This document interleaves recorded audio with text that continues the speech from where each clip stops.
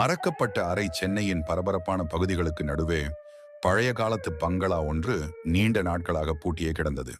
அதன் உரிமையாளர் ரகு வெளிநாட்டிலிருந்து திரும்பி வந்ததும் அந்த வீட்டை புதுப்பிக்க தீர்மானித்தான். அந்த வீட்டின் 2ஆம் மாடியில் ஒரு சிறிய அறை மட்டும் எப்போதும் பூட்டப்பட்டிருக்கும்.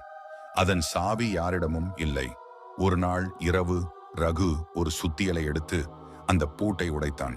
உள்ளே சென்றபோது அந்த அறை காலியாக இருந்தது. ஆனால் அறையின் நடுவில் ஒரு பழைய மர நாற்காலி மட்டும் இருந்தது. சுவர்களில் விசித்திரமான ஓவியங்கள் வரையப்பட்டிருந்தன.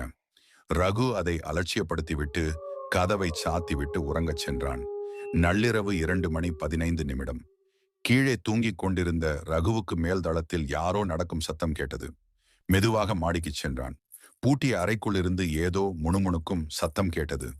கதவை திறந்த ரகு அதிர்ந்து போனான். காலியாக இருந்த அறையின் நடுவில் இருந்த அந்த நாற்காலி இப்போது ஜன்னல் பக்கம் திரும்பி இருந்தது. ஜன்னல் கண்ணாடியில் ஒரு கரிய உருவத்தின் நிழல் தெரிந்தது. திடீரென்று அறையின் கதவு தானாகவே தபார் என்று மூடிக்கொண்டது. ரகு பயத்தில் கத்தினான். அறையில் இருந்த விளக்குகள் மின்னின. அந்த நாற்காலி மெதுவாக அவனை நோக்கி நகரத் தொடங்கியது. அந்த நாற்காலியில் ஒரு உருவமும் இல்லை. ஆனால் அது நகரும் போது தரை தேயும் சத்தம் மட்டும் பயங்கரமாக கேட்டது. சுவரில் இருந்த ஓவியங்களில் உள்ள கண்கள் அவனை பார்ப்பது போல் அவனுக்கு தோன்றியது. திடீரென்று ரகுவின் காதுக்கு மிக அருகில் ஒரு குரல் கேட்டது. "நீ ஏன் கதவை திறந்தாய்?" மறுநாள் காலை அந்த வீட்டின் கதவு வெளிப்புறமாக பூட்டப்பட்டிருந்தது. ரகுவை அதன் பின் யாரும் பார்க்கவில்லை.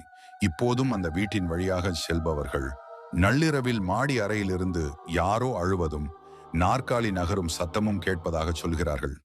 உங்களுக்கு இது போன்ற இன்னும் பயங்கரமான பேய் கதைகள் வேண்டுமா?